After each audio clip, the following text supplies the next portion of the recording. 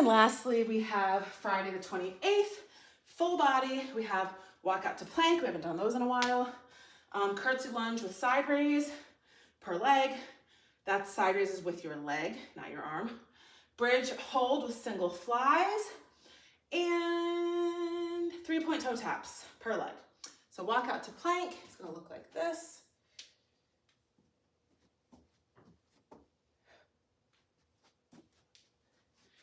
One.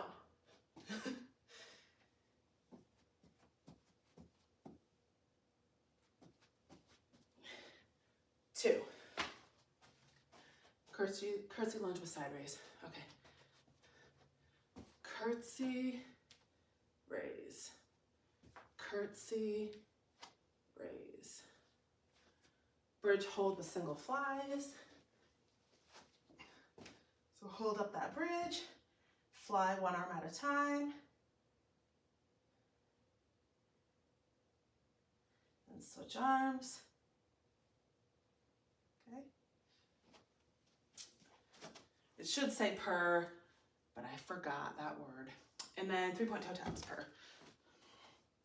Forward, side, back 1, forward, side, back 2. Okay. Walk out to plank. So this one can be pretty tough. If you are someone that can't walk out, or you walk out, you can't return, then you're gonna walk out less. So you're gonna start, I always start with my hands above my head.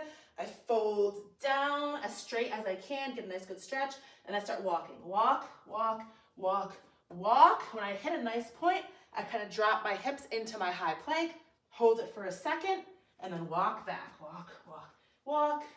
1. Fold down. Walk, walk, walk, walk. Drop down into my high plank. Hold it for a second. Walk back. Up. So if you can't do it that extended, you're going to be more in a pike. So you're going to go down. If you can only get like here and then back, that's fine. You're still going to have that pressure in your abs. So if you need to be in a pike position, that's okay. You just don't want to be in a weird position. So pike means that you're kind of like a triangle. Your butt is up. You want to be that. You don't want to be the opposite where your hips are sagging or doing something funny. You're either going to be in full high plank or in like more of a pike plank. Those are your options. Curtsy with a side raise. Okay, so we talked about curtsy before. That's the one where you go diagonal back and drop down. That's your curtsy lunge. So now instead, when we return, we're going to add a leg raise. So we're going to go back, lunge, come up, raise. Sorry, I was afraid I was going to kick that chair. Curtsy, raise. Curtsy, raise. Curtsy, raise. Okay? And then other side. Bridge hold with single flies. So you're going to be in a bridge hold.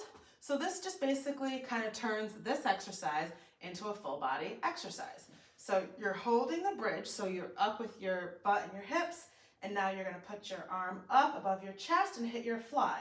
Remember, your elbow stays bent. You don't have the weight touching the floor, your arm's not straight.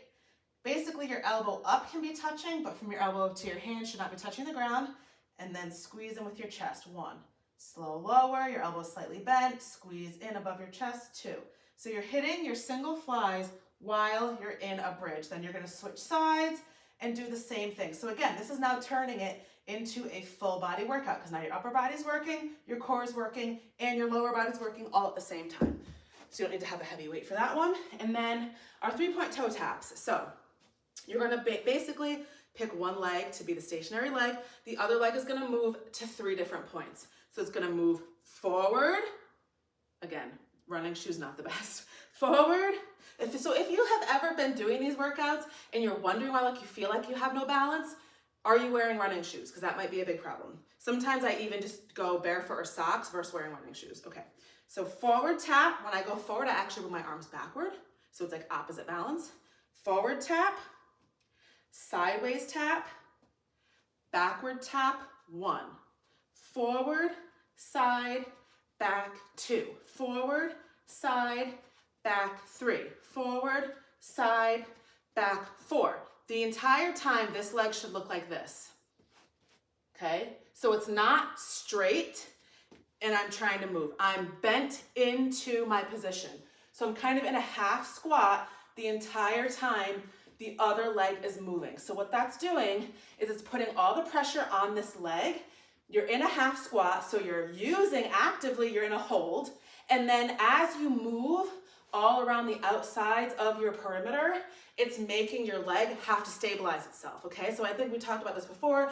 If you're doing something with abs and you're moving like this, or you're moving your legs, your core is trying to constantly stay balanced. So same thing happens with this. When this leg is moving all different directions, this leg is fighting to stay balanced. So not only, and I'm sure it probably does work your core too actually, but so you're working, or where you should feel it should be mostly in your quad. So the front of your leg is where you should feel it the most, okay?